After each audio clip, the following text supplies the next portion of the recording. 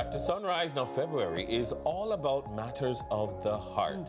And with Valentine's Day out of the way, we can finally focus on something more important, heart health. Well, this Heart Health Awareness Month, the focus is on how to keep your heart strong and steady with leading cardiologist Dr. Mark Husang here to tell us why do your part, care for your heart is more than just a catchy theme. Welcome to Sunrise. Welcome, Doc. How are you? I'm good, thanks. Thank you so very much. Heart healthy. Doc, a lot of people normally don't go to the cardiologist until it's oftentimes too late or we start feeling the symptoms. But as a cardiologist, what falls under your specialty? What exactly are you looking for? And if I don't have a heart issue, do I need to come see you still?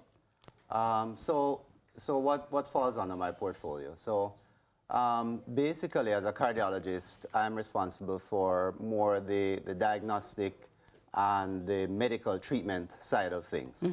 Because many people ask, do you do surgery? And my answer to that is no, not really, so I'm not cutting anybody open. But when it comes to diagnosing you with a heart problem, that would be my job. Does everybody need to see a cardiologist? Not really. It just depends on your reasons.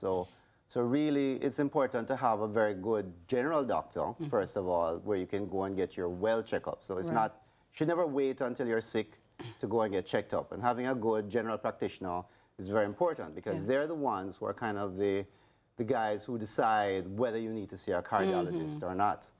And that's usually based on what you might complain of. Right, right. So they're like the middleman. Right. Yeah.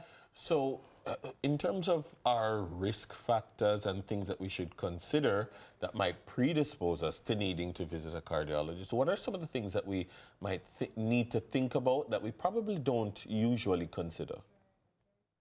Well, before I say about the things that we don't usually consider, let's talk about the things that we generally do need to. Yeah. So the main risk factors are things like high blood pressure, otherwise known as hypertension, or Jamaicans call it pressure, diabetes or sugar, high cholesterol, which is a kind of fat in the blood that can deposit on the inside of your vessels, which causes narrowing of the blood vessels and can clog them up and lead to further problems such as a heart attack or a stroke.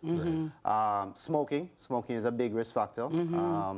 So because that causes damage to the blood vessels, which also increase your risk of stroke and heart attack.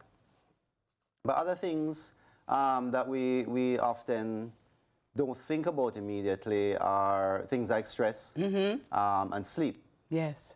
Tell us about that, Doc. How so? Well, so indirectly, stress can be a problem because very often, so everybody gets stressed, okay? And stress is okay because that's one of the things that evolution has helped us to survive. Because, you know, if the lion is coming or whatever, you need to adrenaline rush and you need to get out of there. Get out of dodge. Right. Yes. So stress is important and is an important part of survival, but chronic stress is not. True. So for that one instance where you need to get away from that lion or tiger, sure, great. But if you're in that state all the time, that's not good. Problem. Because when you're under stress, your heart rate goes up, your blood pressure goes up, and sometimes it can lead to other habits. For example, when people are stressed, they smoke. So they may drink. So more smoking, more alcohol. I can't sleep. Can't sleep, and also eating. Yeah. But, all right, to follow up on the point, people will see smoking as something bad that I'm doing to myself, or drinking as something bad that I'm doing to myself, but they don't see the lack of sleep as something that I'm doing to myself, you know. People say, I'll sleep when I'm dead. Yeah. I get all, but I keep telling them, I'm on the grind. But I keep telling them, the lack of sleep will get you to your grave quicker. So I mean, tell us a little bit more about this whole thing about that, because that's a lifestyle thing that now causes the problem. No, for sure. And I mean, I think in today's world, we live in a sleep-deprived society. Exactly as you said, you know, I'll sleep when I'm dead. YOLO, you live only once. Fear of missing out. I'm like, go to bed. No, well, and it's such a real thing. And people don't understand the impact of sleep on your health.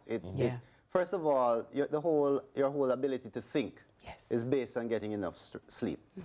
It's been shown that when you're sleep deprived, you have less ability to concentrate, less ability to remember or to retain things. And even your responses to people is different when you're tired versus when you're well rested. Definitely. And things like blood pressure control is very important, because people who don't rest well, their blood pressures tend to be a little bit higher than they would be if they're well rested. So, so that in the long term leads to their detriment.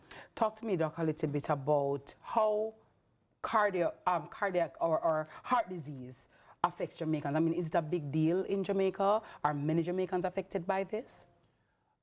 Yes, so it is a big deal in Jamaica. I don't have any recent statistics, but the last thing when I last looked at it, there was some data from 2019 where there were about 6,500 people who died from heart disease in that year. Wow. So it's a significant problem, and it's for the most part, I think that it may be preventable. Yes. Just by us looking at risk factors.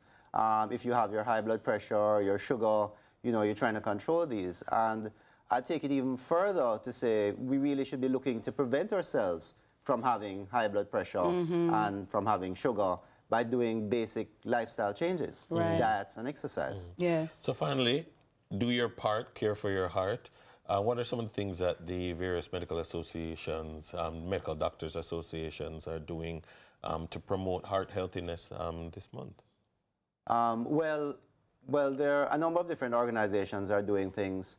I know that the Heart Foundation will be having a talk, I think next week on the 26th, they're having a talk to promote heart health.